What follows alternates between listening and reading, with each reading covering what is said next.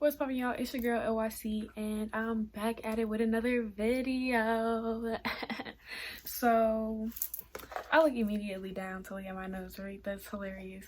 Anyways, so today's video is 5 tips for learning to love your new body type, or like altering body types, or like fluctuating body types. And I know, what can my skinny ass tell anybody about not loving their body? Listen, sis, a lot, because your girl has been through it.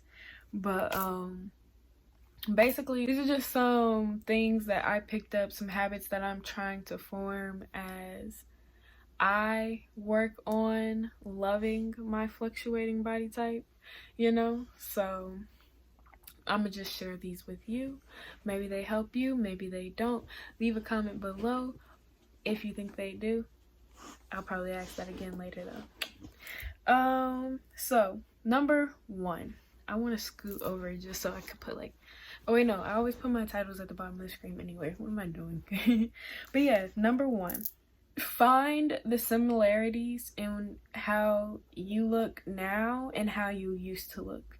So instead of focusing on all the things that change, focus on all the things that stayed the same, and focus on accentuating those parts of your body and loving those parts of your body.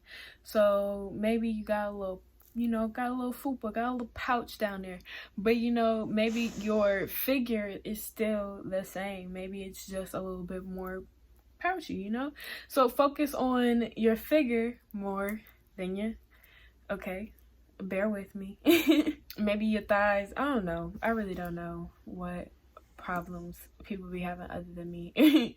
But like, maybe your butt's a little smaller, but maybe your thighs are the same, and maybe them thighs is hitting, girl, like them thighs is yes, like, start accentuating the thighs more. Start finding wardrobe that highlights that instead of wardrobe that highlights your butt. Just try new things. Number 2, strategize a plan to help you achieve the goal in which you're lacking. So we're gonna go back to the fupa. Maybe you really want that smaller. If you already have a plan of how you're gonna go about that, and you let go and you let God, and both of those are very critical. You have to put them together. You have to both have the plan, and you must also let go and let God. If you let both of those things collide and you just live a carefree, yes, I have it, but one day I won't because I'm following my plan vibe, you'll be so much happier with your body eventually that you probably won't even care about when you get to the goal, because the goal is coming and you're enjoying the journey. You could allow the anger and whatnot to consume you, or you could turn that anger into something positive. I always choose to turn it into something positive. Number 3. This is if you have the funds. But not even if you have the funds, because you can go Goodwill some things, baby. I have done it. But like, just go ahead and either buy yourself a new wardrobe, or DIY your wardrobe and make it fit your new body type. Like, basically you got to revamp your clothes, because obviously your old clothes ain't gonna fit your new body. So whatever that looks like, if you're like really good at sewing and you can add or take away fabric from here and there and make it look cuter, then by all means. Like, clothes are just clothes. It's just an object, and at the end of the day, like, you ain't gonna take it with you in the grave. Like, and either you gonna do something you like with it now, or it's gonna sit there and rot, and then you're just gonna be feeling bad because you want to wear that skirt again, and you feel like you never can, when in reality you coulda. You just had to fix it up a little bit. You had to make it your own. Number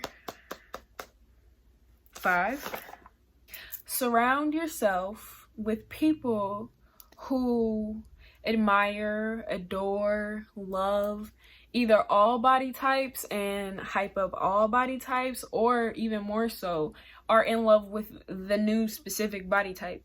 Like, especially if you're around a lot of superficial people, like, you need to get around some people who are not that superficial. You need to get around some people who, you know, basically, ow, I got an itch.